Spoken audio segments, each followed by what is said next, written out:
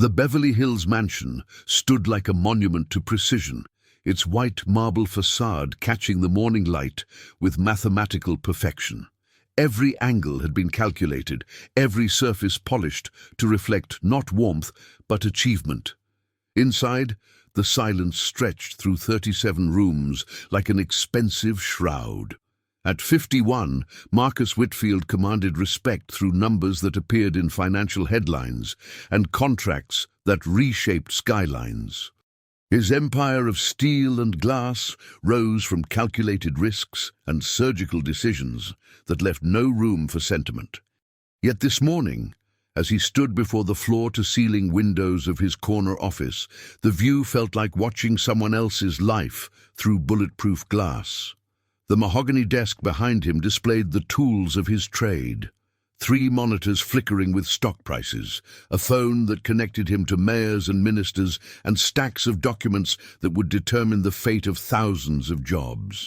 But his reflection in the window showed something different. A man in a $15,000 suit who looked like he was attending his own funeral. His morning routine never varied. Black coffee at exactly 6:30 a.m., financial reports by 7, first conference call at 7:15. The housekeeper had left everything precisely as he preferred. Coffee at the optimal temperature, newspapers folded to the business section, breakfast arranged with geometric precision on bone china he never really noticed. The house staff moved through their duties like ghosts, their presence marked only by the results of their work. Surfaces that gleamed, air that smelled of expensive cleaning products, fresh flowers arranged in crystal vases that he walked past without seeing. They had learned over the years that efficiency was valued over personality, that invisibility was the highest form of professionalism. Marcus had designed his life like one of his buildings, everything in its place, every function serving a purpose, every human interaction reduced to contractual terms. His personal assistant communicated through emails marked by timestamps and bullet points. His attorney spoke in billable hours. His doctor delivered annual reports like quarterly earnings statements. The irony wasn't lost on him that he built homes for families while living in elegant isolation. His developments featured community centers and playground equipment, marketing materials that spoke of bringing people together and building dreams. But Marcus himself hadn't shared a meal with another person in months. His phone buzzed, a text from his project manager about the downtown renovation. Another from his lawyer about zoning permits, a reminder from his assistant about the charity gala next week, where he would stand in a room full of people who knew his net worth but not his first name, who sought his signature on checks but never his opinion on anything that mattered beyond money. He moved through the house like a curator in his own museum. The living room showcased furniture that had never been lived on, art that had been purchased by consultants, books that remained unread but perfectly organized by height and color. Each room told the story of wealth, but not of a life. The kitchen, vast and equipped with professional-grade appliances, served mainly as a staging area for catered events and business dinners, where conversations circled around interest rates and development timelines. Marcus often stood there in the mornings, drinking his coffee while staring at an island large enough to seat 12, remembering dimly when kitchens were places where families gathered, where food was about more than nutrition and fuel. The marble floors reflected his footsteps as he moved through halls lined with awards and photographs, him shaking hands with politicians, accepting recognition for charitable contributions that were calculated tax strategies, standing before architectural models that would bear his name but not his soul. Outside, Beverly Hills awakened with its usual choreography of privilege. Gardeners tended to landscapes that defied the desert climate. Housekeepers arrived in cars that cost more than most people's annual salaries, and dog walkers guided purebreds along sidewalks that sparkled like jewelry. It was a world where money had solved every problem except the ones that mattered most. Marcus understood power. He understood influence. He could read market fluctuations like poetry and predict political shifts with mathematical precision. But standing in his marble fortress, surrounded by everything success was supposed to provide, he felt like a stranger in his own life, wealthy beyond measure, respected by thousands, and utterly, completely alone. The morning light shifted, and for a moment, his reflection disappeared from the window, leaving only the view of a world that moved around him without touching him at all. The memo arrived on a Tuesday, crisp and formal like everything else in Marcus's world. His property management company was switching cleaning services. Cost efficiency, they explained, though the previous service had performed flawlessly for 3 years. Numbers on a spreadsheet had decided that human beings would be replaced by different human beings, all in the name of quarterly savings that amounted to less than Marcus spent on a single business dinner. He barely glanced at the notification. Staff changes were administrative details, as relevant to his daily existence as weather reports for cities he'd never visit. The mansion would continue to gleam, surfaces would remain spotless, and his life would proceed with the same mechanical precision that had brought him to this pinnacle of solitary success. The new crew arrived on a Thursday morning, while Marcus was in his study, absorbed in architectural plans for a mixed-use development in downtown Los Angeles. Through his peripheral vision, he noticed the subtle shift in the house's rhythm, different footsteps on the marble floors, voices speaking in Spanish, soft and respectful, careful not to disturb the cathedral silence that money had purchased. Among them moved a woman who caught his attention not through any dramatic entrance, but through her deliberate invisibility.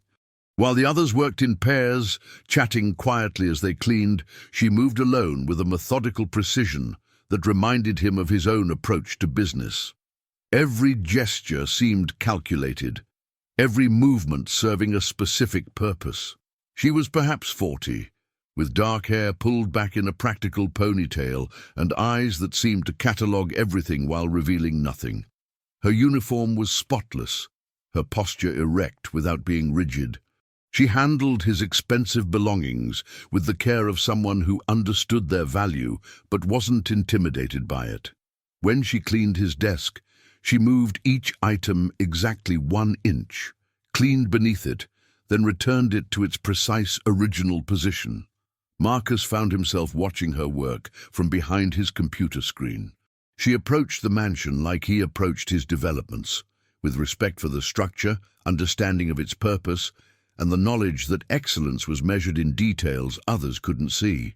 She cleaned as if the space belonged to someone who mattered, not as if she were merely maintaining an empty monument to wealth.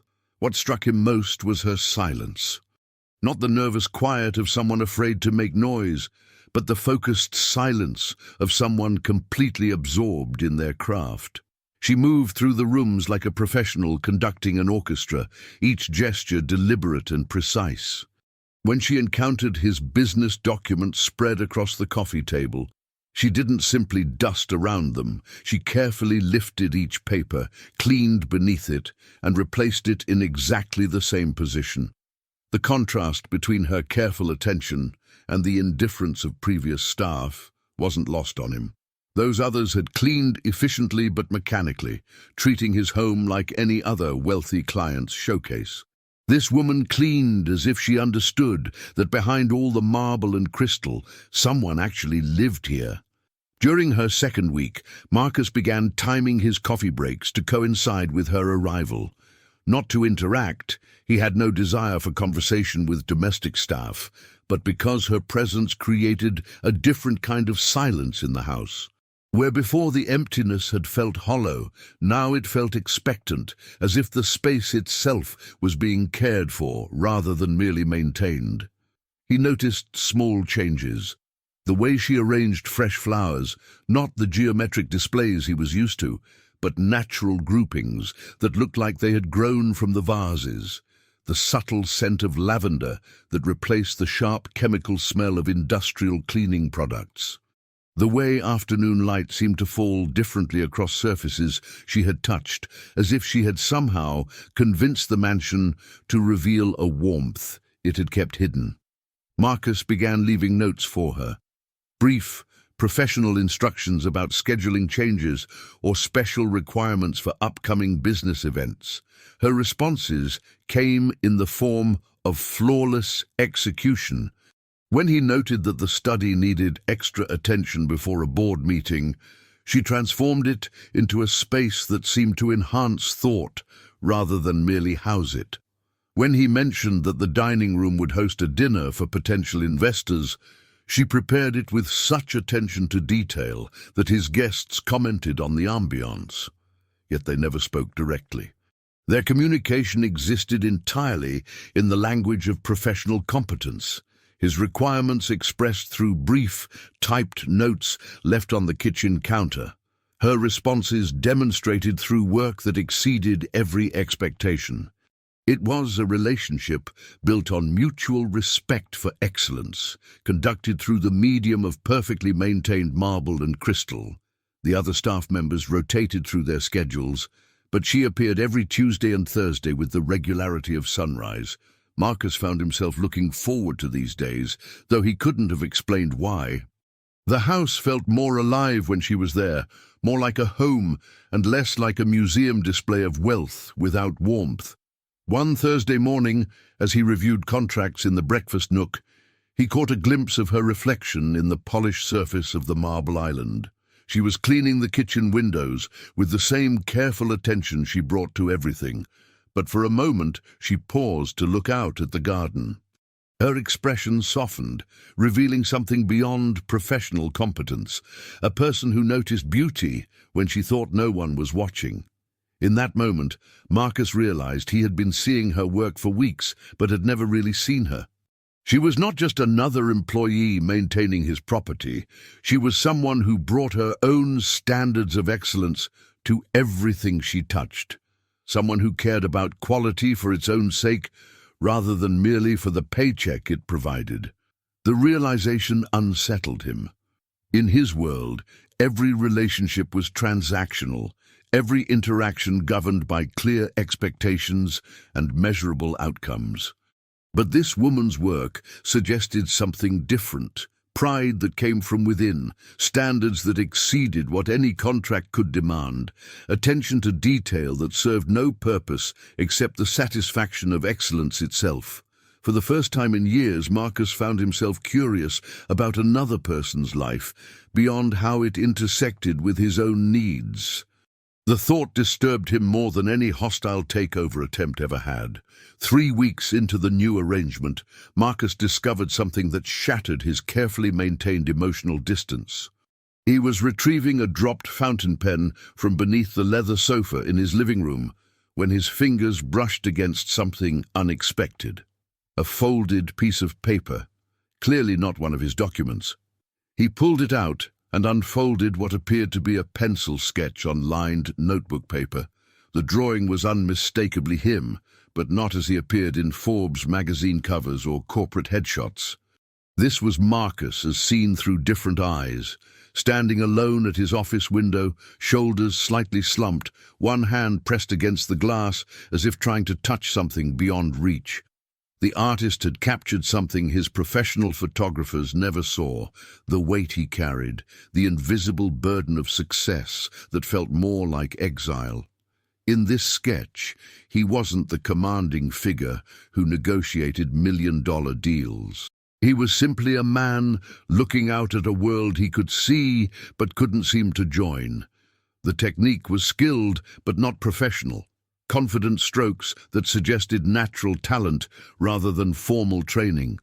At the bottom corner, in careful handwriting, were the initials SR and a date from the previous week.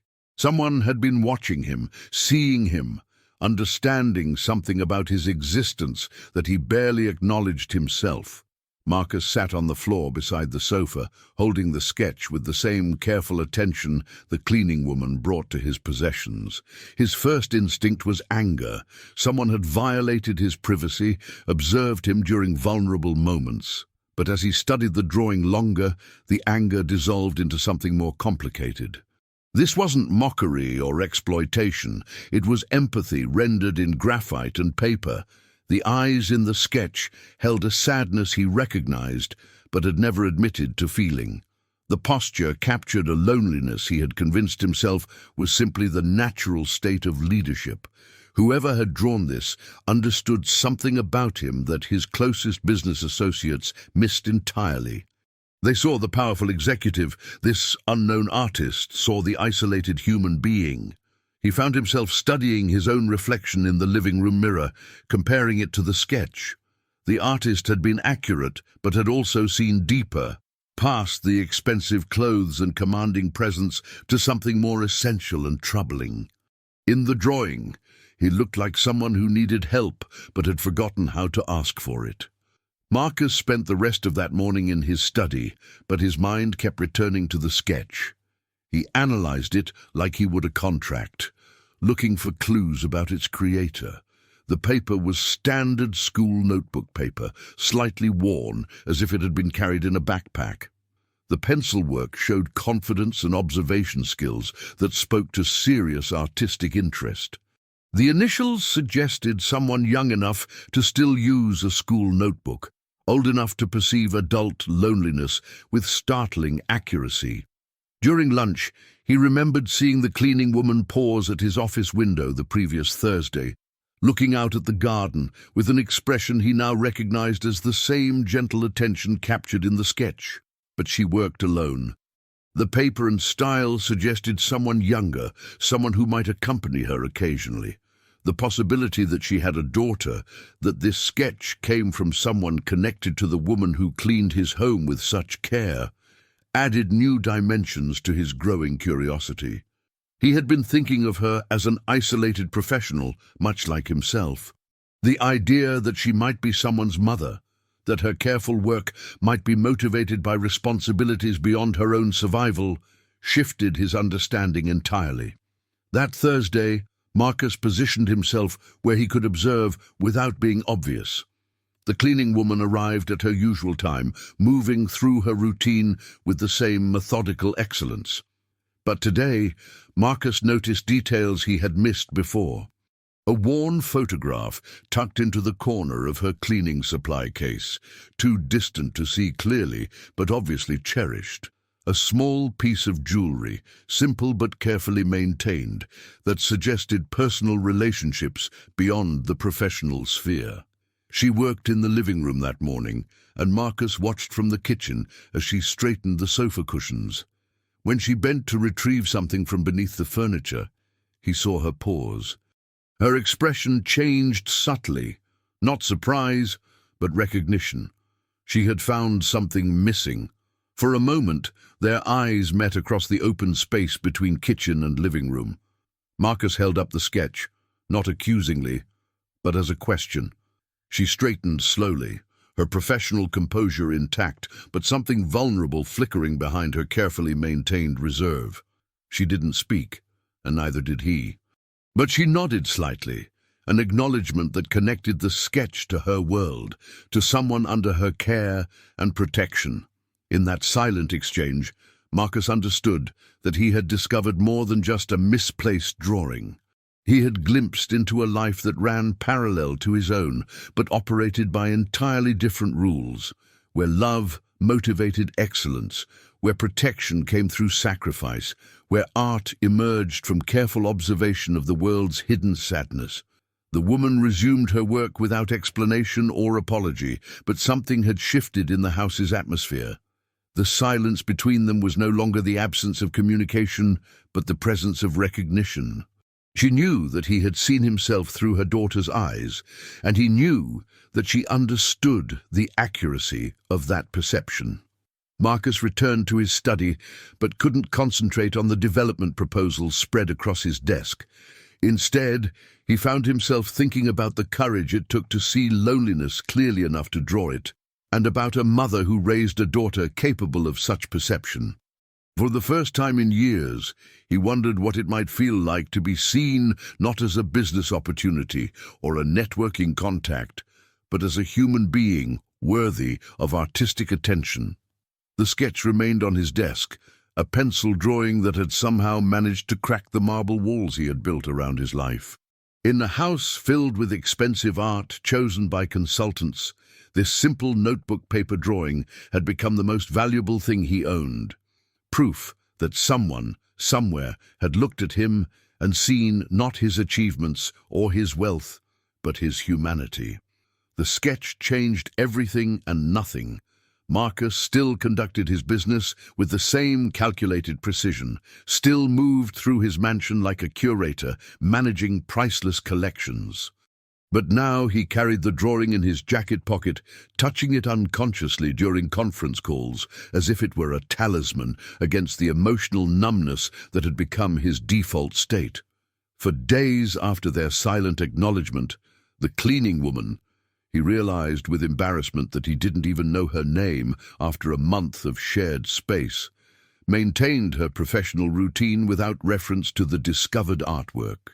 She cleaned with the same meticulous care, left no evidence of personal connection, spoke only through the excellence of her work. But Marcus began to notice subtleties he had missed before. The way she arranged his business papers suggested someone familiar with organizational systems. When she cleaned around his computer, her movements showed comfort with technology rather than the tentative avoidance he expected from domestic staff. Her uniform was always immaculate, but the fabric showed signs of careful mending that spoke to both pride and financial necessity. Most telling were the small personal touches that appeared in her work. Fresh flowers, arranged not in the geometric patterns his previous service had preferred, but in natural groupings that suggested someone who understood beauty as more than mere decoration. The scent in the house shifted from industrial cleaning products to something warmer, lavender and lemon, that made the marble spaces feel less like mausoleums and more like places where people might actually live. Marcus found himself timing his movements to cross paths with her work, not for conversation, but for the simple presence of another human being who approached her duties with genuine care. During a particularly difficult week of contract negotiations that required 18-hour days, he discovered that she had left his evening medications arranged beside a glass of water, had ensured his reading glasses were cleaned and positioned exactly where he would need them, had even adjusted the lighting in his study to reduce eye strain. These weren't services he had requested or that any contract specified. They were acts of attention that came from someone who noticed details about his life and responded with quiet competence. In his world of paid assistance and professional relationships, such uncontracted kindness felt almost revolutionary. The revelation came on a Thursday morning when Marcus overheard a brief phone conversation. The cleaning woman was speaking in Spanish, her voice carrying a tenderness he had never heard in their professional interactions. Though he understood only fragments, the tone was unmistakably maternal, patient, encouraging, tinged with worry that any parent would recognize. When the call ended, he noticed her standing motionless for several seconds, staring out the kitchen window with an expression that mixed pride and concern in equal measure. For the first time, Marcus saw past her professional competence to the human being beneath, someone who carried responsibilities that extended far beyond maintaining his marble fortress. That afternoon, Marcus did something unprecedented. He wrote a note that went beyond scheduling and special requests. "I found a sketch under the sofa. Your daughter has remarkable talent. The drawing showed great insight and artistic skill. I wanted you to know that I was impressed by her work. Whitfield." He left the note on the kitchen counter where she would find it, then retreated to his study, uncertain why his hands were shaking slightly as he closed the door. In 30 years of business, he had negotiated with presidents and prime ministers, but this simple acknowledgement of a teenager's artwork felt more dangerous than any corporate merger he had ever attempted. The response came 2 days later, not in words, but in the form of perfect service elevated to something approaching artistry. Every surface in the house seemed to glow with extra attention. His study was arranged with such care that he could work more efficiently than ever before. Fresh flowers appeared in his bedroom, the first personal touches that space had seen in years. But more significantly, she left a note of her own. "Mr. Whitfield, thank you for your kind words about Sophia's drawing. She is very talented and works hard in school. Your appreciation means more than you know. Carmen Ramirez." For the first time she had a name, Carmen, and her daughter was Sophia. The knowledge felt like receiving classified information, details about lives that intersected with his own, but operated by entirely different rules and values. Marcus found himself thinking about Carmen Ramirez during business meetings, wondering about the sacrifices she made to maintain the standards he witnessed in her work. He began to understand that her excellence wasn't just professional pride, but love expressed through labor. Every perfectly clean surface, a gift to a daughter who needed her mother to succeed in a world that offered few second chances. The sketch remained in his pocket, but now it carried additional meaning. It was no longer just an artistic representation of his loneliness. It was evidence of a family that noticed details others missed, that found beauty in careful observation, that created art from the materials at hand, regardless of economic limitations. For the first time in years, Marcus felt genuinely curious about lives beyond his own immediate concerns. The realization was both exhilarating and terrifying. This was interest in people for their own sake, investment in stories that offered no return beyond human connection. Standing in his marble hall that Thursday evening, surrounded by everything success was supposed to provide, Marcus understood that Carmen Ramirez and her daughter Sophia had accomplished something his armies of consultants and assistants had never managed. They had made him feel less alone in his own home. The crack in his carefully constructed isolation was small but irreversible. In his controlled world, curiosity about others had always been strategic, information gathering for business advantage. But this was different. Through it, warmth was beginning to seep into spaces that had been cold for decades. The coffee ritual began without formal agreement. Marcus had always prepared his morning brew at 6:30 a.m. precisely, but now he found himself delaying the routine until 7:15 when Carmen's key turned in the front door. Not to interact, their relationship remained professionally distant, but because the sound of another person preparing for the day transformed his morning isolation into something resembling shared purpose. He would stand in the kitchen, ostensibly checking emails on his phone, while she moved through her opening routine with practiced efficiency. She prepared her own thermos of coffee with the same careful attention she brought to everything else, using the expensive machine he had never learned to operate properly. The aroma filled the space between them, warmer and richer than anything his previous staff had produced. These moments became Marcus's anchor to ordinary human experience. While she organized her cleaning supplies, he organized his thoughts for the day ahead. While she planned her route through the mansion's rooms, he mentally mapped his schedule of meetings and decisions. They worked in parallel silence, two people preparing for different worlds but sharing the same space and time. Carmen's routine revealed details about her life that contracts and professional references could never convey. She arrived exactly on time but never rushed, suggesting someone who had mastered the discipline of multiple obligations. Her cleaning supplies were organized with the efficiency of someone who worked several jobs, every item serving specific purposes, nothing wasted or redundant.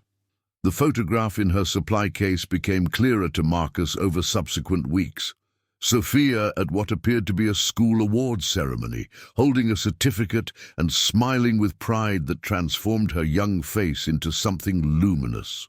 Carmen kept the picture positioned where she could see it while she worked. Motivation rendered visible, reminder of purpose that transcended the immediate task of maintaining someone else's privilege. Marcus began leaving more personal notes, not requests for service, but observations and small gestures of recognition.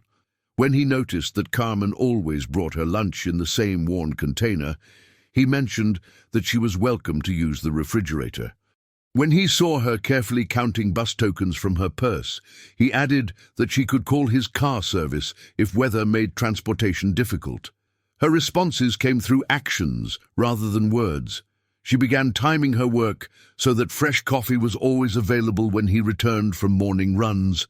She noticed that he often skipped meals during stressful periods and began leaving carefully prepared snacks. Nothing elaborate, but nutritious options arranged with the same care she brought to everything else. The transformation in his living space became more pronounced. Carmen cleaned with attention that went beyond removing dust and maintaining surfaces. She opened blinds to capture specific angles of natural light. She repositioned furniture slightly to improve the flow between rooms. She introduced plants that thrived in the mansion's particular combination of natural and artificial lighting. Under her influence, the house began to feel inhabited rather than merely maintained. Spaces that had served only functional purposes started to invite actual use. The breakfast nook, previously just a staging area for catered events, became a place where Marcus found himself lingering over coffee and morning newspapers. The living room, once a showpiece for business entertainment, felt comfortable enough for evening reading, but the most significant change was in the study where Marcus spent most of his working hours. Carmen had somehow intuited his work patterns and preferences, adjusting the environment to support productivity rather than just maintain appearances. She positioned his chair to minimize screen glare, arranged reference materials for easy access, and ensured that the temperature remained constant throughout his long days of contract review and strategic planning. 3 weeks into this new routine, Marcus discovered something that shifted his understanding of Carmen's background. While reviewing documents at the kitchen island, he noticed her pause at his computer screen, which displayed a complex financial spreadsheet for the downtown development project. Her expression showed not the blank incomprehension he expected from domestic staff, but the focused attention of someone following mathematical relationships and understanding their implications. When she realized he was watching, her professional mask slipped back into place.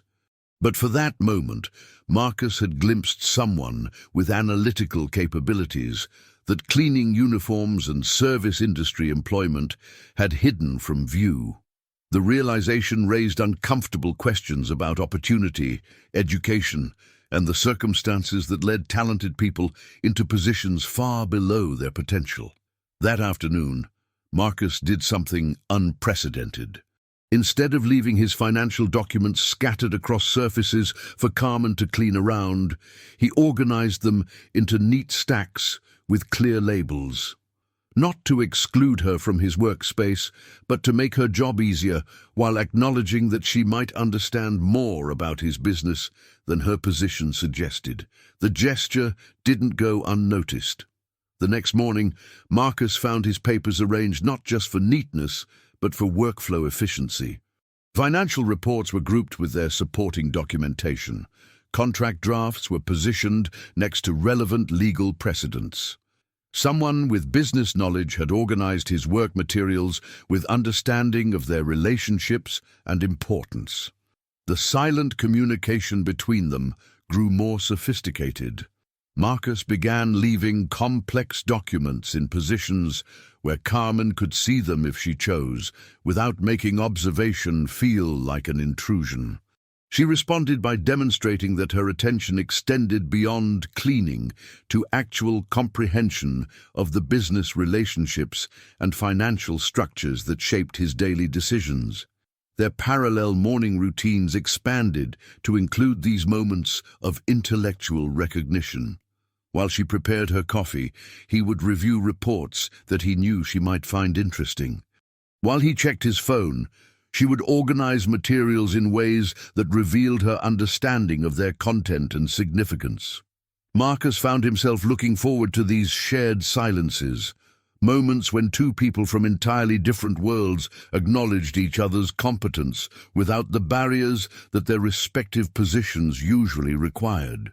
For the first time in years, he felt seen not just as a source of employment or business opportunity, but as someone whose work might be worthy of intelligent interest.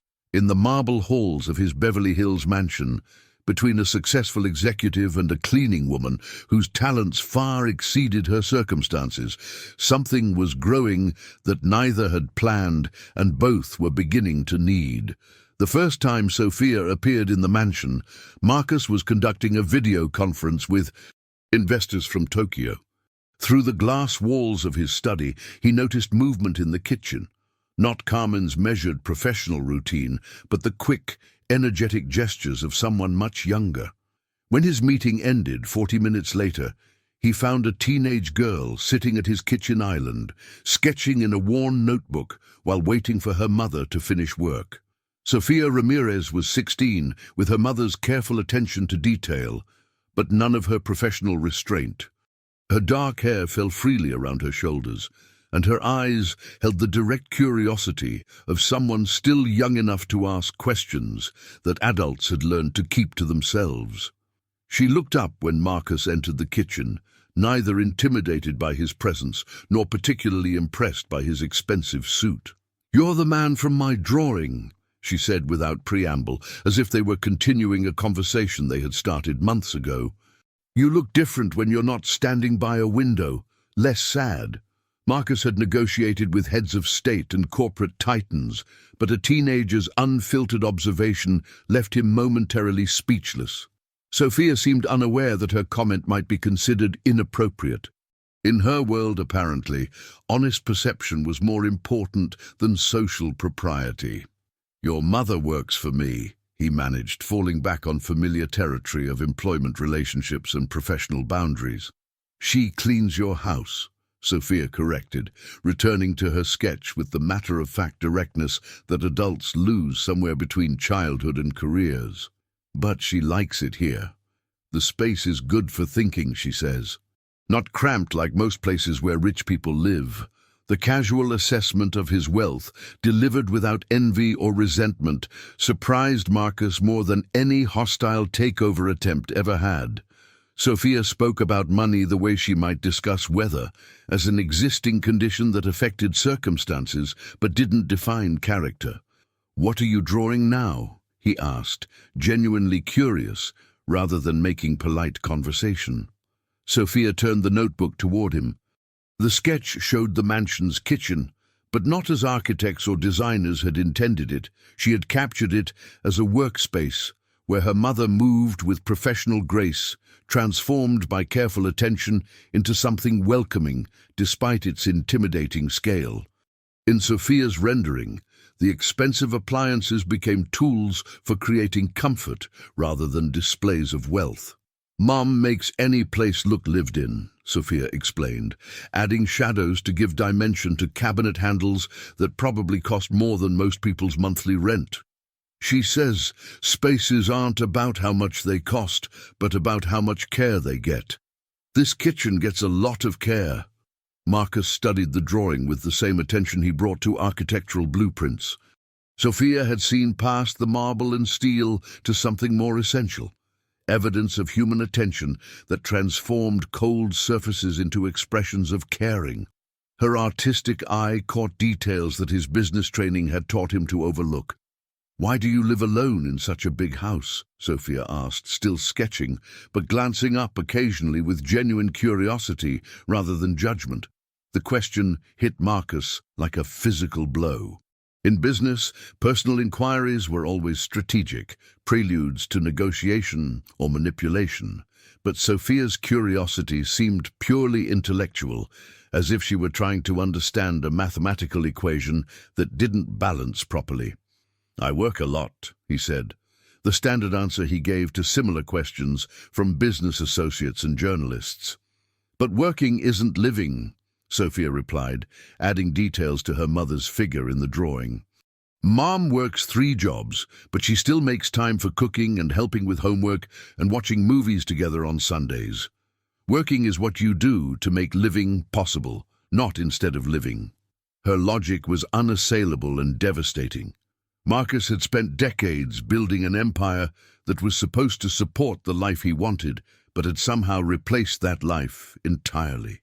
When had success become a substitute for satisfaction rather than a means to achieve it? "What do you want to do when you finish school?" he asked, deflecting attention from his own life choices. Sophia's face transformed with enthusiasm that made her look even younger. "Study architecture and urban planning. I want to design buildings that help communities, instead of just making money for developers. Places where families can actually afford to live, where kids have safe spaces to play, where older people don't get pushed out when neighborhoods get improved." Her passion for social justice delivered through practical design struck Marcus with uncomfortable force. Sophia wanted to use the same skills he had mastered for entirely different purposes, creating value for communities rather than extracting profit from them. Her idealism challenged assumptions he hadn't questioned in decades. "Architecture school is expensive," he said, falling back on financial reality as a way to avoid examining the ethical implications of her goals. "Mom's saving," Sophia replied without missing a sketch stroke. "And I'll get scholarships. Smart kids from poor families always find ways if they want something enough. Besides, the best ideas come from people who understand what problems actually need solving." Her confidence wasn't naive optimism, but practical determination informed by real understanding of obstacles and limitations. Sophia had clearly inherited her mother's combination of intelligence and pragmatism, along with teenage conviction that problems existed to be solved rather than simply endured. Carmen appeared in the kitchen doorway, her professional composure intact, but with subtle signs of maternal concern. She had obviously been monitoring the conversation while finishing her work in other parts of the house. "Sophia, we should go," she said in English, then added something in Spanish that carried the universal tone of parental redirection. Sophia closed her notebook and gathered her materials with the efficient movements Marcus recognized from watching her mother work. But before leaving, she looked directly at Marcus with the unsettling honesty that seemed to be her default mode of communication. "You should try living in your house instead of just working in it," she said. "Mum says it's beautiful enough to be a home, if someone wanted it to be." After they left, Marcus remained in the kitchen, staring at the space where Sophia had sat, and delivered observations that cut through his carefully constructed justifications for isolation.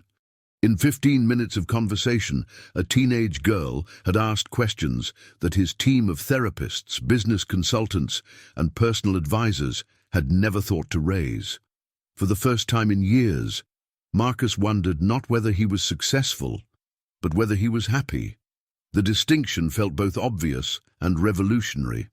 Sophia's unexpected visit established a new rhythm in the mansion. She began accompanying Carmen on occasional afternoons when school schedules allowed, transforming Marcus's carefully controlled environment into something resembling an actual home. Her presence introduced elements that 30 years of professional success had failed to provide. Laughter echoing through marble halls, the scratch of pencils on paper, the comfortable sounds of family conversation conducted in 2 languages. Marcus found himself adjusting his schedule to accommodate these visits without acknowledging the adjustment even to himself. Business calls that could have extended past 4 p.m. were shortened. Meetings that could have been conducted from home were moved to his downtown office. He told himself it was about maintaining professional boundaries. But the truth was more complex. He was protecting something fragile that was growing in his sterile sanctuary. The kitchen became their unofficial meeting ground. While Carmen finished her work in other areas of the house, Sophia would spread her homework across the marble island that had never served its intended purpose as a gathering place for family meals. Marcus worked at the breakfast bar, close enough to observe, but far enough to maintain the pretense that he wasn't deliberately seeking their company. Sophia's approach to homework revealed the same methodical intelligence her mother brought to professional tasks. She organized her materials with military precision, tackled assignments in order of difficulty, and brought to her studies the focused attention that Marcus recognized from his own work habits. But unlike his business-driven productivity, Sophia's diligence was motivated by genuine curiosity about the subjects she was learning. "Why do you read so many contracts?" she asked one Thursday afternoon, glancing up from a calculus problem to study the legal documents spread across his workspace. "They define relationships," Marcus replied, surprised by his willingness to engage in conversation that wasn't strictly necessary.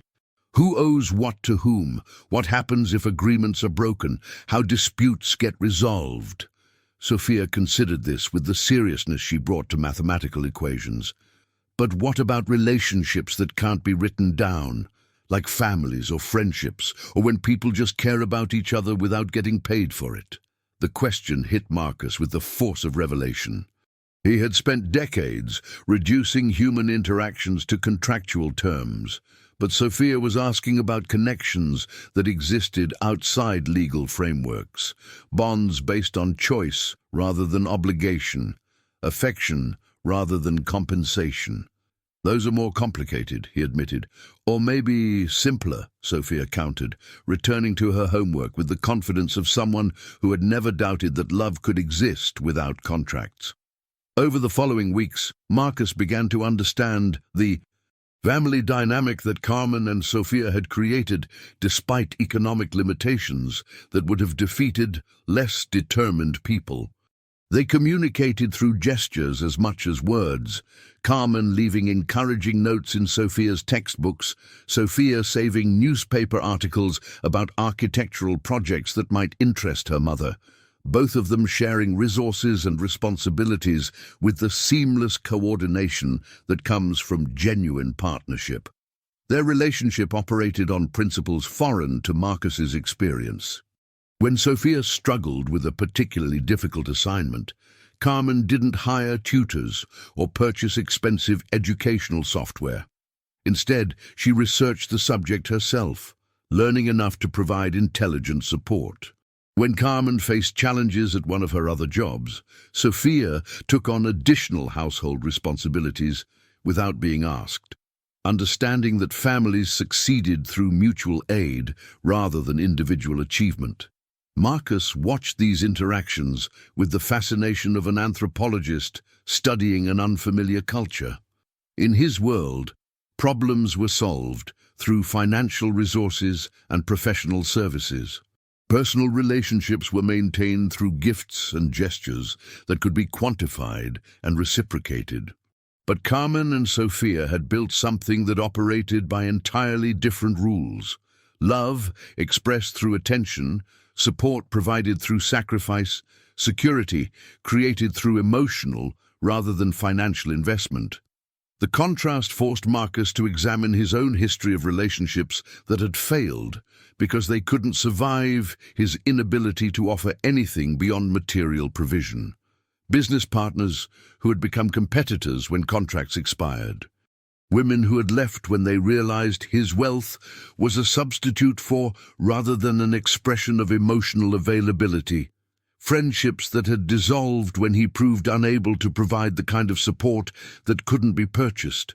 But observing Carmen and Sophia also revealed possibilities he had never considered. When Sophia brought home news about a classmate whose family was facing eviction, Carmen's response wasn't to offer money they didn't have, but to research legal aid services and tenant rights organizations. When Carmen mentioned concerns about Sophia's college applications, Sophia didn't demand guarantees of financial support, but began investigating scholarship opportunities and work-study programs. They solved problems together, shared burdens equitably, and celebrated successes as joint achievements rather than individual victories. Their approach to challenges was collaborative rather than competitive, supportive rather than transactional. Marcus began experimenting with small gestures that moved beyond professional courtesy towards something approaching personal investment. When he noticed Sophia struggling with a research project about sustainable urban development, he left relevant articles from architectural journals on the kitchen counter. When Carmen mentioned during a brief conversation that she was taking evening English classes to improve her professional prospects, he ensured that the mansion's Wi-Fi password was available for her use. These offers were made obliquely, without formal discussion or acknowledgement of their personal nature. Marcus positioned them as casual conveniences rather than deliberate gifts, protecting himself from the vulnerability of direct generosity while still providing assistance that might be useful. The responses he received taught him about gratitude that transcended simple reciprocity. Sophia used the architectural articles not just for her assignment, but as starting points for broader research that enhanced her understanding of urban planning principles. Carmen utilized the internet access not just for her English studies, but to research educational opportunities for Sophia and to stay current with financial planning strategies that might help them achieve their long-term goals. They transformed his offerings into tools for building the life they wanted, rather than simply solving immediate problems. Their gratitude was expressed through effort and application, rather than words or gestures, showing Marcus that the most meaningful appreciation came through making good use of opportunities, rather than simply acknowledging them.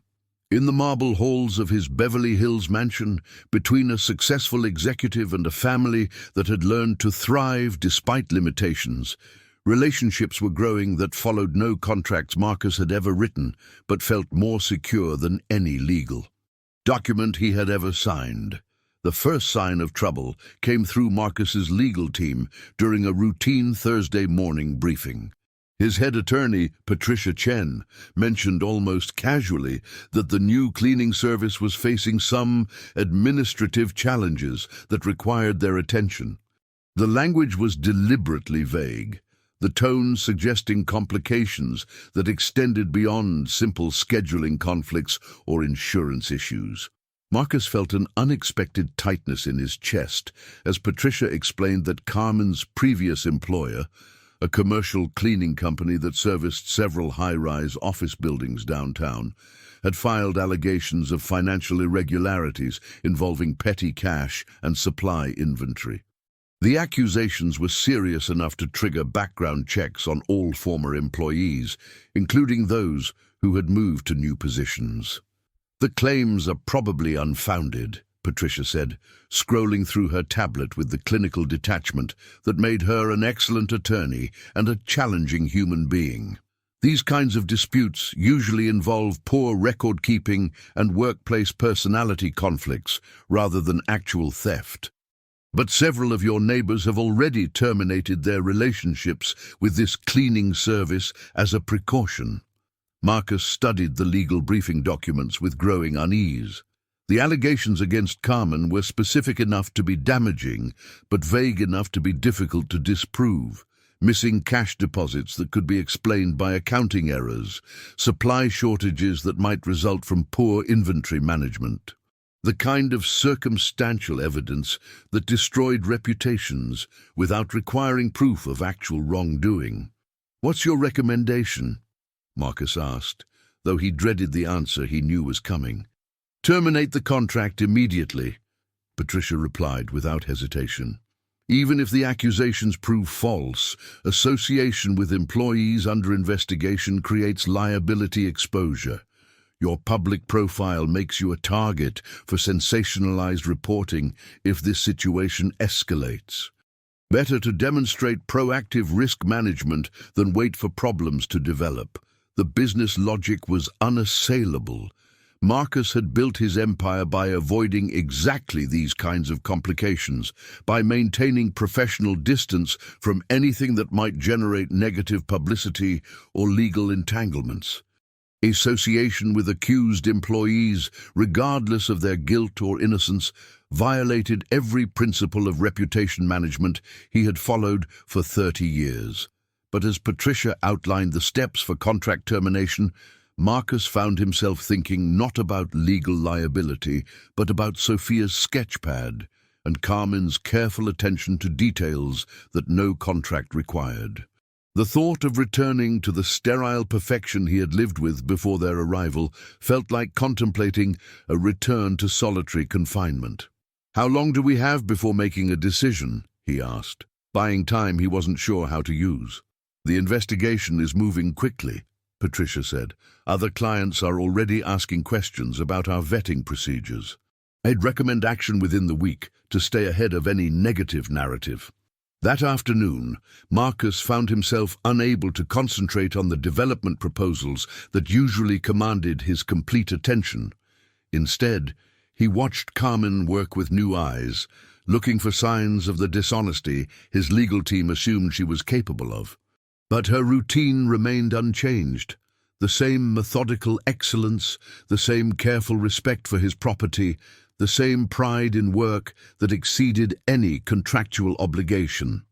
When Sophia arrived for her usual homework session, Marcus felt the weight of secrets that complicated every interaction. How could he maintain normal conversation while harboring information that might destroy her mother's employment prospects? How could he protect them from accusations without appearing to doubt their integrity? Sophia's presence made the situation more painful rather than providing distraction. She worked on a social studies project about economic inequality, researching statistics about wage gaps and employment discrimination with the passionate intensity she brought to all her academic pursuits. Her focus on systemic injustice felt like an indictment of the very decision process Marcus was being forced to navigate. "Did you know that people with ethnic names are 50% less likely to get callbacks for job interviews, even with identical qualifications?" Sophia asked, looking up from her research with the indignation that teenagers brought to newly discovered unfairness. Marcus knew the statistics better than she did, had seen the studies that proved discrimination, operated even in industries that prided themselves on merit-based hiring. Now, watching Sophia's angry response to documented bias, he understood that these weren't academic concepts for families like hers. They were daily obstacles that shaped every opportunity and limited every aspiration. "The system isn't designed to be fair," Marcus said carefully, unsure how much truth to acknowledge without revealing his own complicity in perpetuating exactly the kind of inequality Sophia was studying. "But people can choose to be fair even when systems aren't," Sophia replied with the moral clarity that adults learn to compromise away. But he had always viewed such information as abstract social science rather than immediate personal reality. Like Mom always says, "You can't control what other people do, but you can control what kind of person you choose to be." The comment hit Marcus with devastating accuracy. He was facing exactly the choice Sophia described between following system protocols that protected his interests and making personal decisions based on character rather than convenience. His attorneys were recommending the safe, standard approach that had served him well for decades. But Sophia's presence reminded him that safety and righteousness didn't always align. That evening, Marcus stood in his study surrounded by legal documents that made Carmen's termination seem inevitable and financially prudent. The smart business decision was obvious, supported by decades of experience and professional expertise from advisors he paid considerable sums to trust. But in his jacket pocket, he carried Sophia's sketch, a drawing that had seen through his professional success to the lonely human being beneath. On his desk sat architectural articles he had shared with a teenager who wanted to use design principles to help rather than exploit communities. Throughout his house were touches of warmth and care that had transformed cold marble into something approaching home. For the first time in his career, Marcus faced a business decision where the right choice and the profitable choice pointed in completely different directions. Inside his mansion, evidence of a different kind of wealth surrounded him. relationships built on mutual respect, trust earned through consistent character, connection that couldn't be purchased but could easily be lost. The legal briefing documents remained on his desk, waiting for a signature that would solve his immediate problems, while creating others he was only beginning to understand. The decision Marcus thought he had more time to make was accelerated by circumstances beyond his control. The resolution would require him to define not just his risk tolerance, but his character. Outside his windows, Beverly Hills glittered with the accumulated wealth of people who had chosen financial security over personal complications. On a gray Tuesday morning, his property manager called with news that made delay impossible. A reporter from the Los Angeles Business Journal was asking questions about Marcus's association with employees under investigation, specifically requesting comments about his risk management protocols and due diligence procedures. The media attention transformed a private personnel decision into a public relations crisis. Marcus's communications director, James Morrison, arrived within an hour carrying damage control strategies and stern warnings about reputation management in the age of social media amplification. "The story runs tomorrow unless we demonstrate proactive response," James explained, spreading crisis management protocols across Marcus's conference table like battle plans. "We need clear documentation that you've taken appropriate action to distance yourself from any potential legal complications." Marcus stared at the press release draft that would announce the termination of his cleaning service contract, citing enhanced security protocols and evolving professional standards. The language was carefully crafted to suggest prudent business management while avoiding any direct accusations against specific employees. But between the sanitized corporate language and legal disclaimers, Marcus could see the real impact. Carmen would lose not just employment, but professional references that future employers would require. Sophia's college savings would stop growing just as application deadlines approached. A family that had built stability through careful planning and mutual support would face uncertainty through no fault of their own. "What evidence supports the allegations?" Marcus asked, though he suspected he wouldn't like the answer. James exchanged glances with Patricia before responding. "The details are murky, which is exactly why we need to act quickly. The previous employer claims missing petty cash and supply inventory, but they can't provide specific documentation. It looks like a workplace dispute that escalated when several employees left for better positions." The explanation confirmed Marcus's growing suspicion that Carmen was facing the kind of baseless accusation that destroyed careers while being impossible to definitively disprove. Former supervisors with poor management skills often blamed missing resources on departed employees rather than acknowledging their own administrative failures. That afternoon, Marcus found himself in the unusual position of conducting surveillance on someone he had grown to trust. He watched Carmen work with new attention to details that might indicate dishonesty or corner-cutting, but her routine remained consistent with months of observation. The same careful handling of expensive items, the same systematic approach to cleaning supplies, the same respect for property that belonged to others.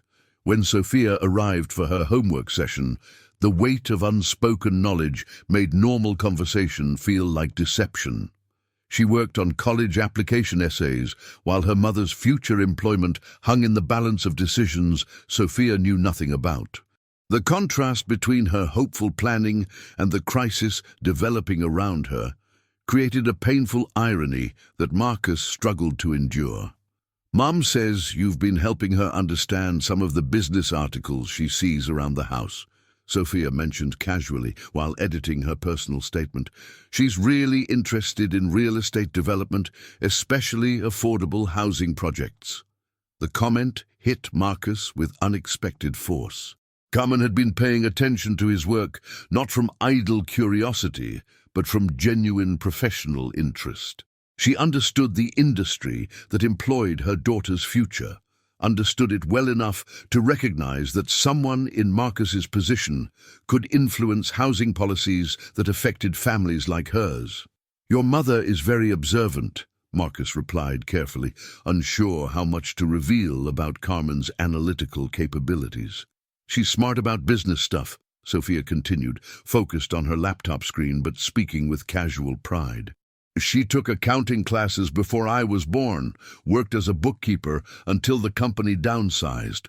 She says numbers don't lie the way people sometimes do." The revelation struck Marcus like physical blow.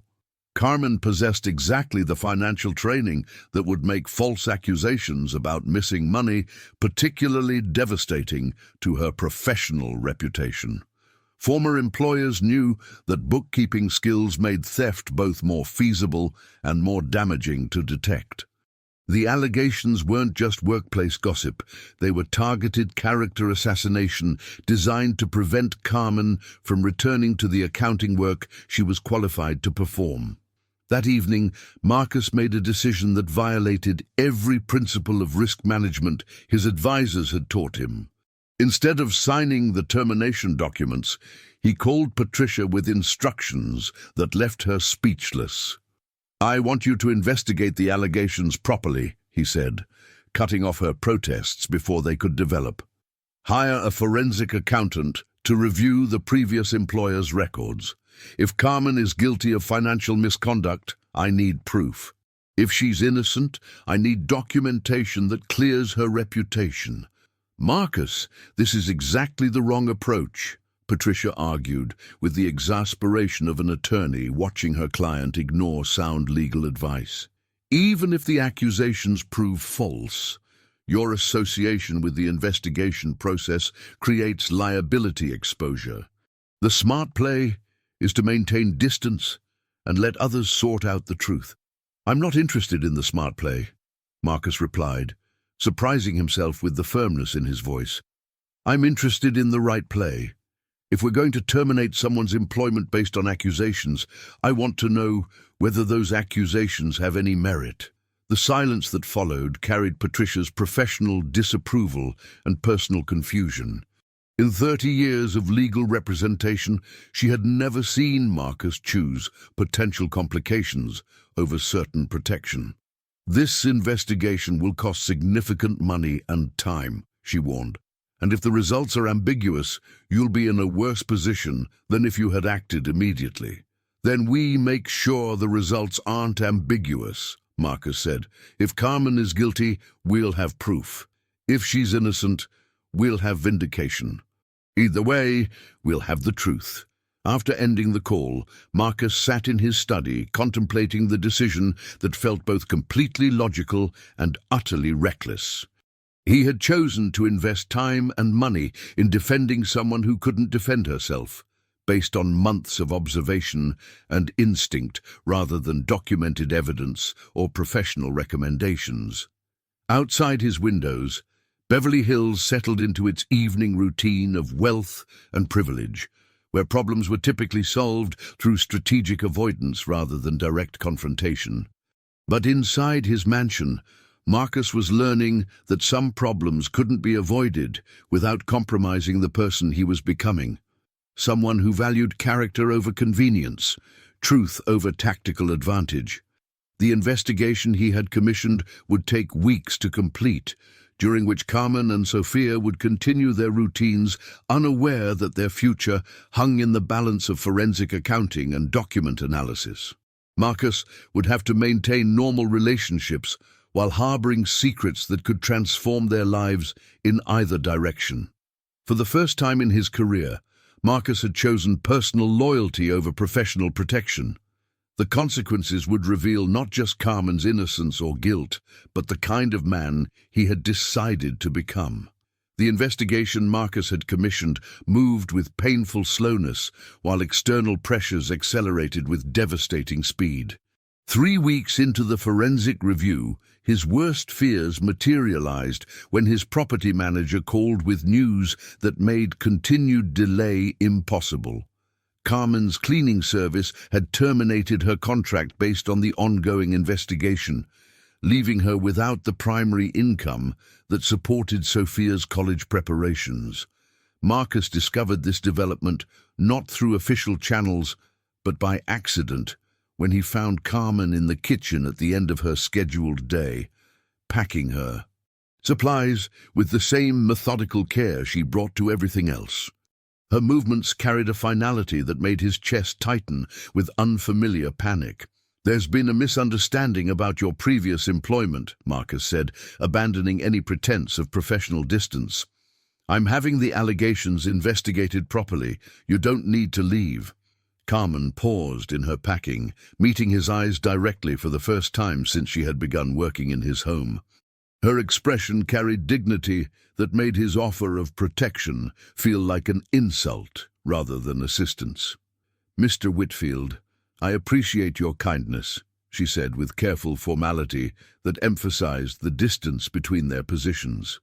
"But I cannot continue working while under suspicion. It's not fair to you, and it's not right for my daughter to see me accepting charity from people who might doubt my honesty." The word charity hit Marcus like a physical blow. Carmen had interpreted his investigation as pity rather than partnership, protection rather than respect for her character. In trying to help, he had inadvertently emphasized the power imbalance that made their relationship inherently unequal. "It's not charity," Marcus protested. "I believe you're innocent. I want to prove it." "Believing and proving are different things," Carmen replied, resuming her packing with controlled precision. "And while you investigate, other employers see only accusations. My reputation is damaged, whether the charges prove true or false. Better to face that damage honestly than hide behind someone else's protection." Marcus watched helplessly as Carmen gathered the tools of her trade, supplies she had organized with military efficiency, cleaning products she had selected for their specific purposes, the small personal touches that had transformed his house into something approaching a home. Her departure would restore the sterile perfection he had lived with for decades, but the prospect felt like contemplating voluntary blindness after learning to see. "What about Sophia?" he asked, grasping for arguments that might change Carmen's mind. "Sophia will understand," Carmen said with confidence that came from years of honest communication with her daughter. "She knows that character is more important than comfort, that self-respect matters more than security. These are lessons worth learning, even when they're difficult to live." The moral clarity in Carmen's response exposed the cowardice in Marcus's position. While she chose integrity over convenience, he was trying to engineer a solution that protected everyone while requiring sacrifice from no one.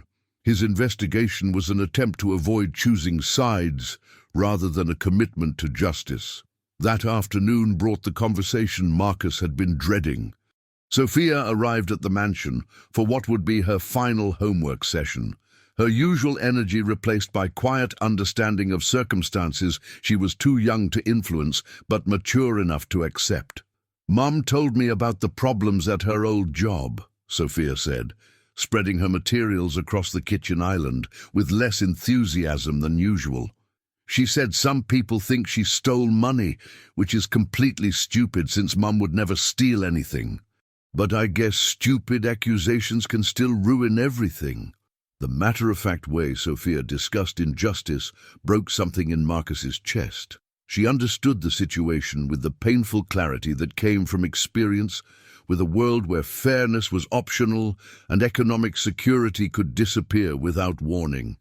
"I'm trying to help," Marcus said inadequately. "I know," Sophia replied, looking up from homework she seemed unable to concentrate on. "But Mom says accepting help sometimes costs more than solving problems yourself. She doesn't want people thinking you only kept her because you felt sorry for us." The explanation revealed the impossible position Marcus's investigation had created. By trying to protect Carmen's reputation, he had implied it needed protection. By offering assistance, he had suggested she couldn't handle the crisis herself. His good intentions had become another form of condescension, charity disguised as friendship. "Your mother is right to be proud," Marcus admitted, understanding for the first time the full complexity of Carmen's decision. "She's always been proud," Sophia said, with the fierce loyalty children show toward parents who sacrifice for their sake. "Even when things are hard, even when people treat her like she's invisible because of the work she does, even when she has to smile at people who think they're better than her because they have more money. Mom never forgets that work doesn't define worth." The rebuke was gentle but devastating. Sophia was telling him that dignity couldn't be purchased or protected by others. It had to be claimed and maintained through personal choice and consistent character. Carmen's decision to leave wasn't about pride in the sense of stubborn independence, but about self-respect that required facing consequences honestly rather than accepting rescue that came with hidden costs.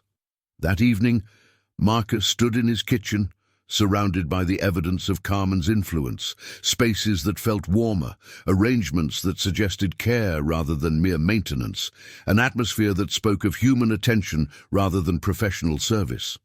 Tomorrow, it would all begin reverting to the sterile perfection he had paid for, but never truly wanted. The investigation he had commissioned would continue, might eventually vindicate Carmen's reputation and clear her name for future employment opportunities. But the relationship that had grown between them over months of shared morning routines and silent understanding would end that night, victim of circumstances that made continued association impossible regardless of innocence or guilt. Marcus had learned to value connection only to discover that protecting it sometimes required letting it go. Carmen had chosen integrity over security, principles over comfort, teaching him that the most important relationships couldn't be bought, sustained through financial assistance, or maintained when fundamental equality became impossible. In his marble fortress, surrounded by everything success was supposed to provide, Marcus faced the reality that money could purchase many things, but couldn't buy the respect of people whose character exceeded his own understanding. Carmen's departure would leave him not just alone, but aware of what loneliness actually cost. 3 months after Carmen's departure, Marcus lived in a house that gleamed with professional perfection and felt like a mausoleum. The new cleaning service performed flawlessly according to contract specifications, but the warmth that Carmen had somehow woven into marble and crystal had evaporated like morning mist. He moved through rooms that served their intended functions without serving any purpose that mattered to him personally. The investigation he had commissioned delivered its results on a Thursday morning that mirrored the grey sky outside his office windows. Patricia Chen arrived with documents that vindicated Carmen completely. Forensic accounting had revealed that the missing funds at her previous employer resulted from systematic management fraud that had been ongoing for years before Carmen's employment began. She'd been a convenient scapegoat for crimes committed by supervisors who needed to deflect attention from their own misconduct. "The evidence is overwhelming," Patricia explained, reviewing findings that should have brought satisfaction but felt like bitter victory. Carmen Ramirez had no access to the accounts in question and was actually responsible for identifying several discrepancies that her supervisors chose to ignore. Her termination was retaliatory rather than justified. Marcus studied the documentation with the same attention he brought to major contract negotiations. But the legal vindication felt hollow without the opportunity to share it with the people it affected most. Carmen had been proven innocent of accusations that had never been credible to anyone who knew her character, but the vindication came too late to prevent the damage to her employment prospects and Sophia's educational planning. "We can release these findings publicly," Patricia continued, "which should restore Ms. Ramirez's professional reputation and might create opportunities for wrongful termination litigation against her previous employer." The offer of public vindication was generous but inadequate. Marcus understood that clearing Carmen's name wouldn't undo months of lost income or repair the disruption to Sophia's college preparation timeline. Justice delayed was justice diminished, and his investigation had provided truth but not restoration. That afternoon, Marcus made a decision that surprised his business associates and concerned his legal advisors. He requested a private meeting with Carmen, not to discuss employment or offer assistance, but to apologize for the way his good intentions had created additional burdens for people who deserved better treatment from life in general and from him specifically. The meeting took place in a neutral location, a coffee shop in a neighborhood between Beverly Hills and the area where Carmen lived. Marcus arrived early and watched through windows as she approached with the same purposeful stride he remembered from mornings when she had transformed his house into something resembling a home. Carmen appeared unchanged by months of job searching and financial uncertainty. Her posture remained erect, her expression alert and composed, her presence suggesting someone who had faced difficulties without allowing them to diminish her fundamental dignity. She carried herself like someone who knew her own worth, regardless of external circumstances. "Mr. Whitfield," she said, accepting his invitation to sit with the formal courtesy that had always characterized their interactions. "I wanted you to know that the investigation cleared your name completely," Marcus began, placing the legal documents on the table between them. "The accusations were false, and we have proof of your innocence." Carmen reviewed the findings with the careful attention she had once brought to his business papers, reading through legal language that confirmed what anyone who knew her had never doubted. When she finished, she looked up with an expression that mixed gratitude with something that might have been sadness. "Thank you for believing in my honesty," she said. "This will help with future employment opportunities." The professional distance in her response reminded Marcus of how thoroughly their relationship had been damaged by circumstances neither of them had created, but both had been forced to navigate. He had lost not just an employee, but a connection that had taught him about possibility beyond professional achievement. "I wanted to apologize," Marcus continued, choosing words carefully. "My investigation was meant to help, but it created additional problems for you and Sophia. I should have understood that offering protection might feel like another form of judgment." Carmen considered his apology with the same thoughtfulness she brought to everything else. "You meant well," she said finally, "but meaning well isn't the same as understanding clearly. You were trying to solve a problem that couldn't be solved for us. It had to be solved by us." The distinction was subtle, but crucial. Marcus had approached their crisis like a business challenge that could be resolved through sufficient resources and professional expertise. But Carmen had understood it as a test of character that had to be faced directly rather than circumvented through external assistance. "I learned something from watching how you handled the accusations," Marcus admitted. "You chose integrity over convenience, even when convenience would have been easier and probably smarter." "Integrity isn't a choice you make once," Carmen replied. "It's a choice you make every day, especially when circumstances make it difficult to maintain." Sophia needed to see that her mother wouldn't compromise her values for security or comfort. The explanation revealed the broader purpose behind Carmen's decisions, not just personal pride, but parental modeling that would shape her daughter's understanding of character under pressure. Every choice Carmen made was also a lesson Sophia learned about facing adversity with dignity intact. "How is Sophia?" Marcus asked, genuinely concerned about the bright teenager whose college plans had been disrupted by circumstances completely beyond her control. "She's strong," Carmen said, with the fierce pride he remembered from their conversations in his kitchen. "She received a partial scholarship to UCLA for architecture and urban planning. She's working part-time and taking community college classes to save money for the remaining costs. She says obstacles are just design problems that require creative solutions." The news brought Marcus genuine happiness mixed with regret for opportunities lost. Sophia's resilience and adaptability were admirable, but her potential shouldn't have been constrained by financial limitations that he could have addressed easily if circumstances had been different. "I'm proud of her," Marcus said, meaning it completely. "So am I," Carmen replied. "She's learning that achievement means more when it requires real effort, that success feels different when you earn it yourself instead of accepting it from others." In that moment, Marcus understood the full depth of his miscalculation. He had tried to protect Carmen and Sophia from consequences that were teaching them essential lessons about resilience, self-reliance, and the satisfaction that comes from overcoming obstacles through personal effort rather than external assistance.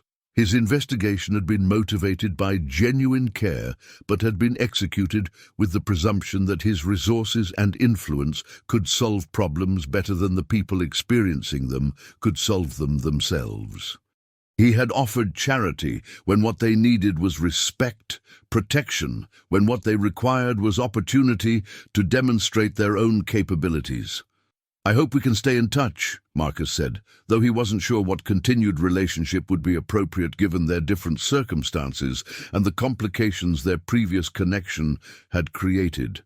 "That would be nice," Carmen said with warmth that suggested forgiveness for good intentions poorly executed. "Sophia still talks about you sometimes. She says you were the first wealthy person she met who seemed lonely instead of just selfish." The observation was typical Sophia, direct, insightful, and uncomfortably accurate. Marcus had been lonely for decades, but had convinced himself that isolation was the natural price of success rather than a choice that could be changed through different priorities and genuine investment in other people's lives. As they prepared to leave, Carmen offered something unexpected. "If you ever want to see spaces that have been designed to help people instead of just impress them, Sophia is involved with a community housing project downtown. They could use volunteers with business experience." The invitation was casual, but carried deeper meaning, an opportunity for Marcus to contribute his skills toward purposes that aligned with values Carmen and Sophia had been trying to teach him through their example. It was a chance to be useful in ways that mattered beyond profit margins and market dominance. Marcus left the coffee shop with legal documentation of Carmen's innocence and something more valuable, understanding that relationships based on mutual respect required equality of opportunity rather than protection from difficulty. Carmen and Sophia had offered him connection, but on terms that honored their dignity rather than highlighting their need. For the first time in months, Marcus felt a sense of purpose that extended beyond his own success, to include contribution toward goals larger than his personal achievement. The downtown community housing project occupied a vacant lot that spoke to decades of urban planning failures, a patch of neglected earth surrounded by luxury condominiums that had displaced affordable housing without replacing it. When Marcus arrived on a Saturday morning in April, he found Sophia directing a group of volunteers with the same methodical intelligence she had once brought to homework sessions in his kitchen. She had grown in the months since their last meeting, her confidence expanded by college coursework and practical experience with real-world challenges.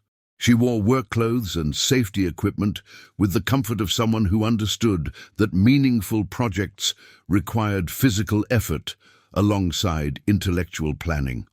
Her architectural sketches were pinned to a makeshift design board, showing affordable housing concepts that prioritize community gathering spaces and sustainable building techniques. "Mr. Whitfield," Sophia said, looking up from foundation measurements with surprise that quickly shifted to genuine welcome. Sophia was evaluating his presence as she would any volunteer resource, useful if committed, problematic if merely curious. "I brought some experience with zoning permits and construction management," Marcus offered, feeling oddly nervous about whether his skills would prove relevant to a project that operated by different principles than his commercial developments.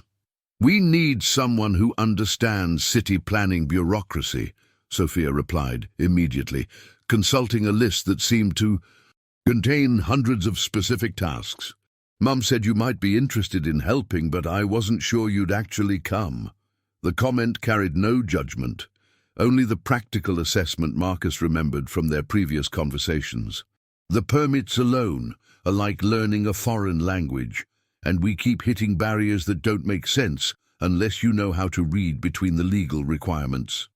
Marcus spent that morning reviewing permit applications and zoning restrictions with the same attention he brought to major corporate projects. But instead of maximizing profit margins and investment returns, he found himself working to minimize costs and regulatory barriers that stood between families and affordable shelter. The challenge was familiar, but the purpose was entirely different.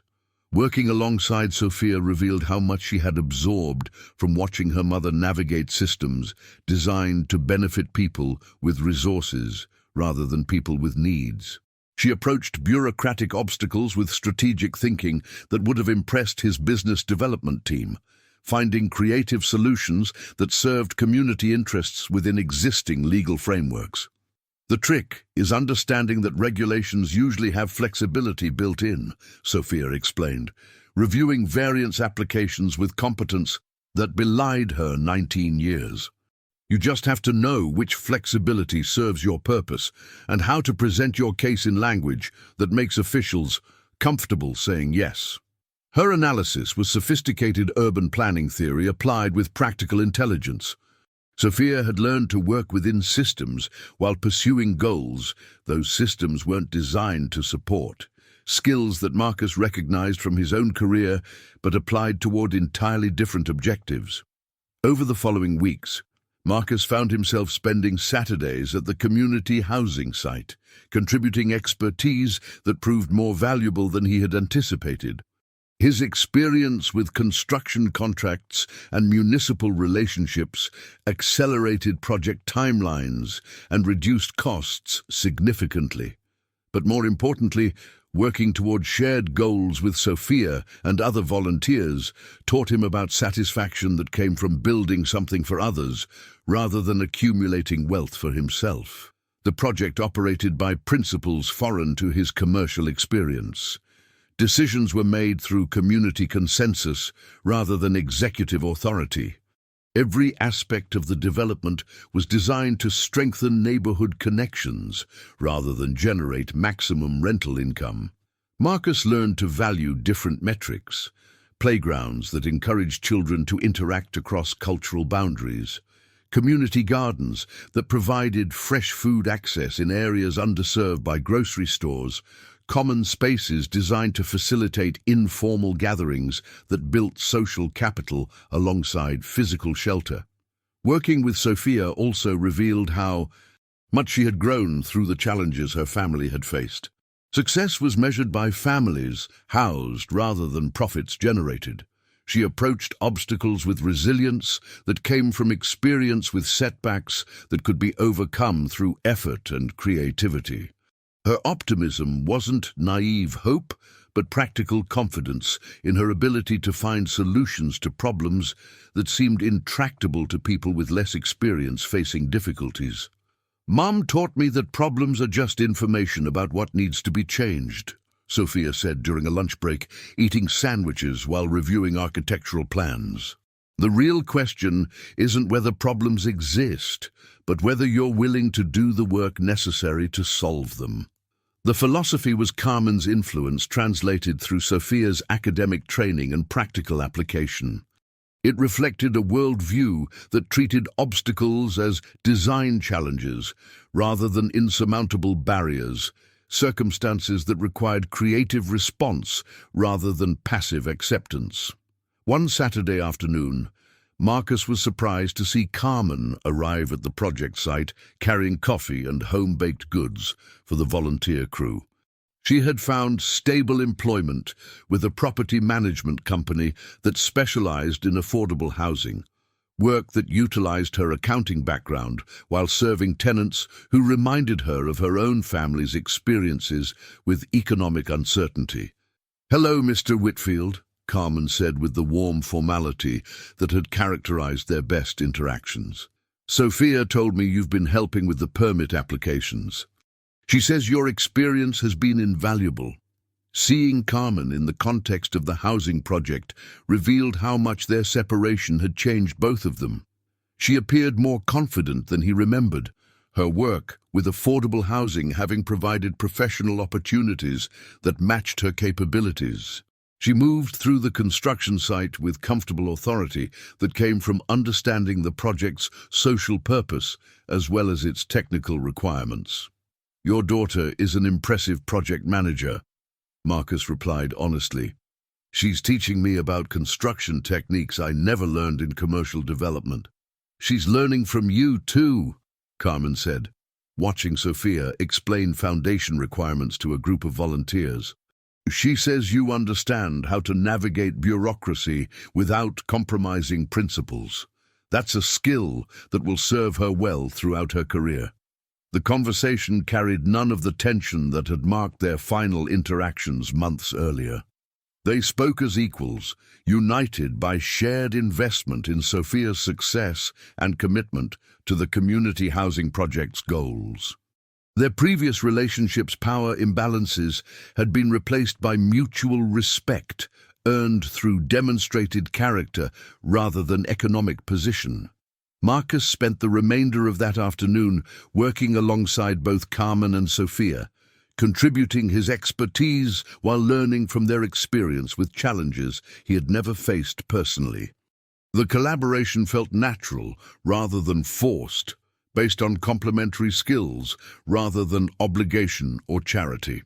As the sun began to set over the construction site, Marcus realized that he had found something in this vacant lot that his Beverly Hills mansion had never provided.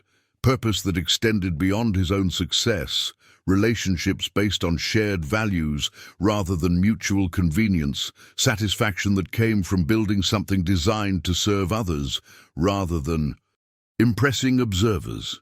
The community housing project was teaching him about wealth that couldn't be measured in financial statements. Connection, contribution, and the deep contentment that came from using his resources and experience in service of goals larger than his own comfort and security.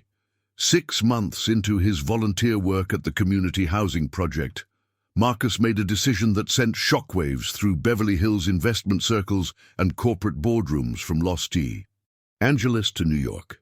He announced the creation of the Ramirez-Whitfield Foundation for Affordable Housing Development, funded with 20% of his personal wealth, and dedicated to supporting community-led housing initiatives across Southern California. The foundation's name honored the family that had taught him about values beyond profit maximization, but its structure reflected everything Sophia and Carmen had shown him about effective advocacy. Instead of a traditional charity that provided services to grateful recipients, the foundation partnered with community organizations already doing successful work, amplifying their efforts rather than replacing their leadership. Marcus's business associates reacted with confusion that bordered on alarm. James Morrison spent an entire afternoon trying to convince Marcus that such a large charitable commitment would damage his reputation among investors who valued predictable profit-focused decision-making over unpredictable social activism. "This makes you look unstable," James argued, reviewing press coverage that ranged from admiring to skeptical. "Successful executives don't suddenly become social justice advocates. It suggests emotional decision-making rather than strategic thinking." But Marcus had learned to distinguish between reputation and respect, image management, and authentic character development. The foundation reflected priorities that felt more substantial than anything he had built during decades of purely commercial success. Creating housing for families like Carmen and Sophia's mattered more than maintaining approval from people who had never questioned their own comfort or security. The foundation's first major project was an expansion of the downtown community housing development, where Marcus had learned to find satisfaction in work that served others. Sophia was hired as a project coordinator while completing her architecture degree, her position funded by foundation grants but administered through the community organization that had initiated the original development. Working with Sophia in an official capacity revealed how much both of them had grown through their shared experiences. Her architectural designs balanced practical affordability with aesthetic beauty, creating living spaces that enhanced dignity rather than merely providing shelter. Marcus found himself learning from Sophia's approach to community development, strategies that prioritized resident input over developer convenience, design choices that fostered social connections alongside individual privacy, construction methods that provided local employment opportunities rather than maximizing profit margins. The goal isn't just to house people, Sophia explained during a foundation board meeting where her insights carried the same weight as those from senior foundation officers. She approached the expanded housing project with professional competence that commanded respect from contractors and city officials who might have dismissed her based on age or background. The goal is to create communities where people can build stable lives and support each other through challenges that everyone faces at different times. Her vision was comprehensive urban planning that addressed social needs alongside physical infrastructure. Sophia understood that affordable housing succeeded when it strengthened communities rather than simply providing cheaper alternatives to market-rate development. Carmen's influence on the foundation's work was less direct but equally significant. Her experience with employment discrimination led to foundation partnerships with job training programs that prepared residents for career advancement beyond entry-level positions. Her understanding of financial barriers facing working families resulted in foundation support for financial literacy programs and small business development initiatives. The ripple effects of Marcus's foundation work extended far beyond housing development. His public commitment to affordable housing encouraged other wealthy individuals to examine their own charitable priorities, leading to increased funding for community development projects throughout Southern California.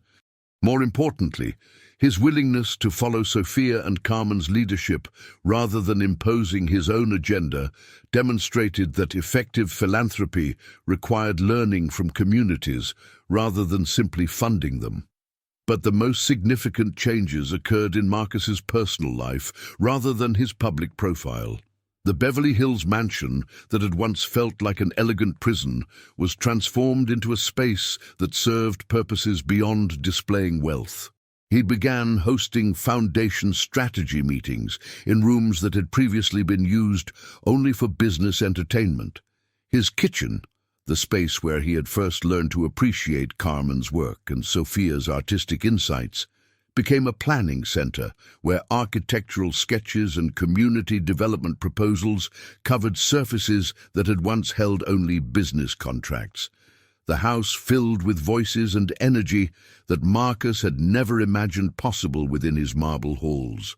Foundation staff members brought diverse perspectives and passionate commitment to work that mattered beyond profit generation. Community leaders shared meals in dining rooms that had previously hosted only corporate negotiations. Sophia's college friends gathered for study sessions that combined architectural theory with practical community development experience. Marcus found himself hosting dinner parties where conversations centered on social justice theory and urban planning innovations rather than stock prices and market predictions. His guests included people whose wealth was measured in community connections rather than financial assets, whose success was evaluated through lives improved rather than profits accumulated. The transformation wasn't without costs that his previous business associates were quick to point out. Some traditional investors withdrew support from his commercial projects, uncomfortable with his expanded social commitments. Several corporate partnerships were terminated when his foundation's advocacy positions conflicted with other companies' profit priorities.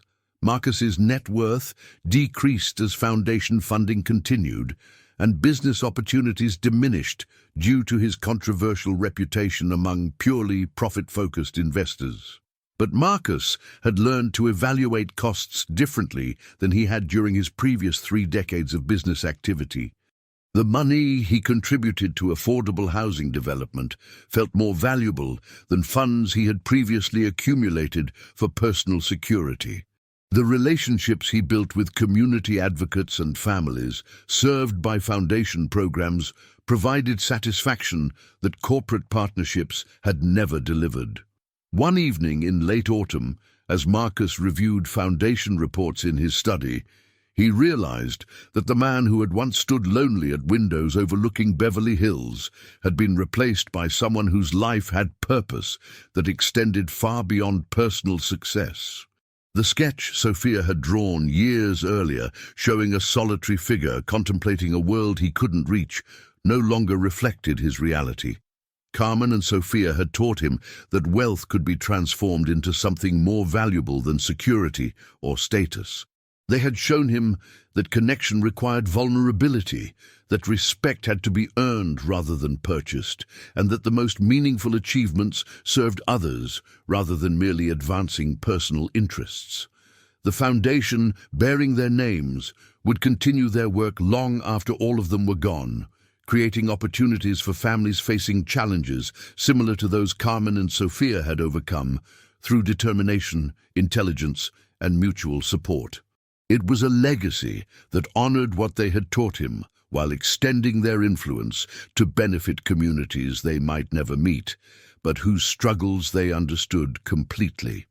2 years after the foundation's launch, Marcus stood in the kitchen of his Beverly Hills mansion, watching Carmen prepare coffee with the same careful attention she had brought to everything else, but now as a welcome guest rather than an employee. Sophia worked at the Marble Island, reviewing architectural plans for the foundation's 3rd major housing development, her laptop surrounded by sketches that would soon become homes for 43 families. The weekly Sunday planning meetings had become a cherished routine that none of them had formally established, but all had grown to anticipate.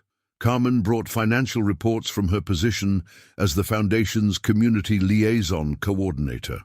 Sophia contributed project updates from her role as lead architectural consultant while completing her final semester at UCLA. Marcus provided strategic oversight and funding coordination, but his role had evolved into supporting their vision rather than directing it. "The Riverside project is ahead of schedule," Sophia announced, pointing to construction timelines that would have impressed his most demanding corporate clients. "The community gardens are already producing vegetables, and 3 families have started small businesses using the commercial spaces we included in the ground floor design." Marcus reviewed her progress reports with pride that felt different from any satisfaction his previous business successes had provided.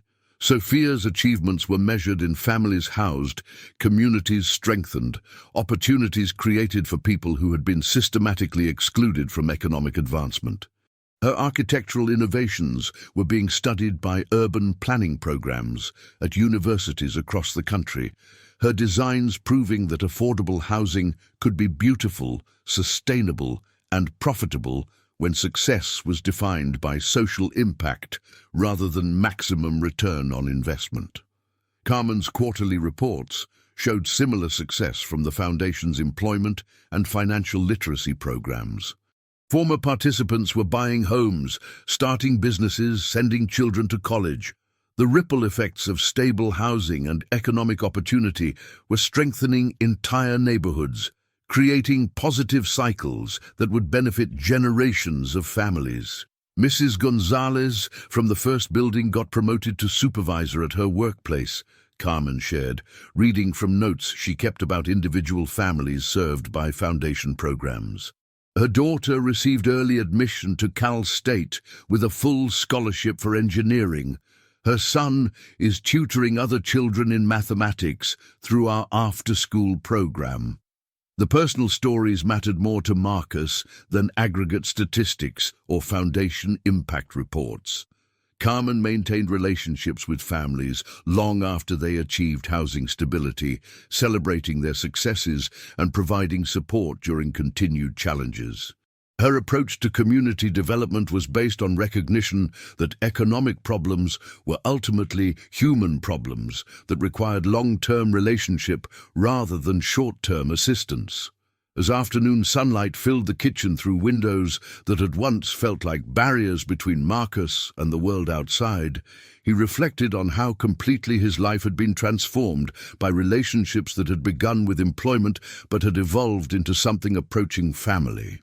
Carmen and Sophia had taught him that connection required genuine interest in other people's well-being, that respect had to be earned through consistent character rather than demanded through economic position. "I've been thinking about the next expansion," Marcus said, reviewing foundation resources and community development opportunities that stretched across Southern California and beyond. "There are organizations in Oakland and San Diego that could benefit from partnership funding, but I want to make sure we're supporting existing community leadership rather than imposing our model on different neighborhoods." Sophia nodded approvingly, her expression showing appreciation for lessons he had learned about effective advocacy through years of working alongside people who understood community needs from direct experience rather than abstract theory. "The best projects start with listening rather than planning," she agreed. "Communities know what they need better than outside experts do, even when those experts have good intentions and unlimited funding." The wisdom in her comment reflected maturity that came from practical experience with community development challenges, combined with academic training in urban planning theory.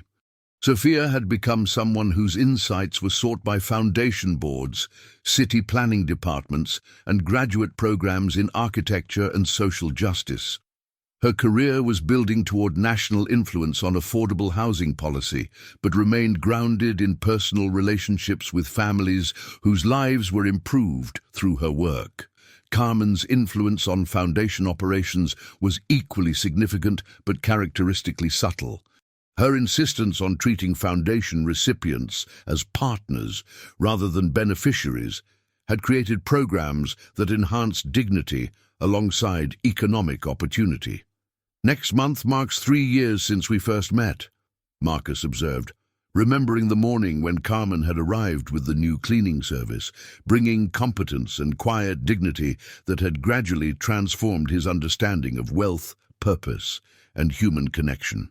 "You were very lonely then," Sophia said with the direct honesty that Marcus had learned to value despite its uncomfortable accuracy. Her understanding of bureaucratic obstacles facing low-income families had shaped foundation programs that addressed systemic barriers rather than just individual circumstances. "You had everything money could buy, but nothing that actually mattered to you personally. You seemed successful but not happy. The assessment was painful and precise." 3 years earlier, Marcus had possessed enormous wealth but had been spiritually bankrupt, professionally successful but personally empty. He had built an empire that generated impressive financial returns while providing no meaningful satisfaction beyond the abstract pleasure of accumulating resources he had no purpose for beyond further accumulation. "I needed to learn what success actually meant," Marcus admitted. "You and your mother taught me that achievement without purpose is just expensive emptiness." Carmen smiled with the warmth that had always characterized her approach to relationships, generous without being naive, supportive without being enabling, honest without being harsh. "We all taught each other," she corrected gently. "Sophia learned about strategic thinking and resource management from watching how you approach complex problems. I learned about persistence and systematic planning from seeing how you built your business. You learned about community and connection from us. Everyone grew from the relationship." Her analysis was characteristically generous and accurate. The foundation that bore their names reflected contributions from all three of them: Marcus's business expertise and financial resources, Carmen's understanding of community needs and bureaucratic obstacles, Sophia's architectural training and passionate commitment to social justice. Their collaboration had created something none of them could have achieved independently. As evening settled over Beverly Hills, Marcus realized that the marble halls of his mansion finally felt like home rather than museum display of wealth without warmth. The house hosted community meetings, foundation strategy sessions, celebration dinners for families moving into new housing, planning discussions for policy advocacy that would benefit people they might never meet, but whose struggles they understood through their own experience and research. The transformation wasn't complete. Social justice work was ongoing rather than concluded. Community development required sustained effort rather than single interventions. But Marcus had learned to find satisfaction in progress rather than demanding perfection, to value relationship over results while working toward both. Carmen and Sophia gathered their materials as Sunday evening concluded, preparing to return to their own apartment, a space they had chosen rather than one imposed by economic necessity, in a building developed through foundation partnership with community organizations near Sophia's university and Carmen's workplace with affordable housing advocacy groups. "Same time next week?" Sophia asked, though the question was rhetorical, since they had maintained this routine for months without fail. "Always," Marcus replied, meaning it with certainty that surprised him with its depth. After they left, Marcus remained in his kitchen, surrounded by evidence of lives that intersected with purpose rather than coincidence. The sketch Sophia had drawn years earlier hung framed on the wall, not as reminder of past loneliness, but as testament to the power of being seen clearly by people who choose to care about others rather than simply judge them. Outside his windows, Beverly Hills glittered with accumulated wealth that provided comfort and security for people who had been fortunate enough to inherit or earn economic advantage. But inside his home, Marcus had discovered wealth that couldn't be measured in financial statements, connection based on mutual respect, purpose that served communities rather than individual accumulation, satisfaction that came from contributing to goals larger than personal success. The man who had once stood isolated behind bulletproof glass had learned to live within relationships that were transparent, honest, and mutually supportive. He had discovered that the greatest risk, allowing others to matter enough to disappoint or hurt him, was also the greatest opportunity for meaning that transcended individual achievement. Marcus had finally learned to live in his house instead of merely occupying it, to invest in relationships instead of simply managing them, to find purpose that enhanced rather than replaced the human connections that made success worth pursuing.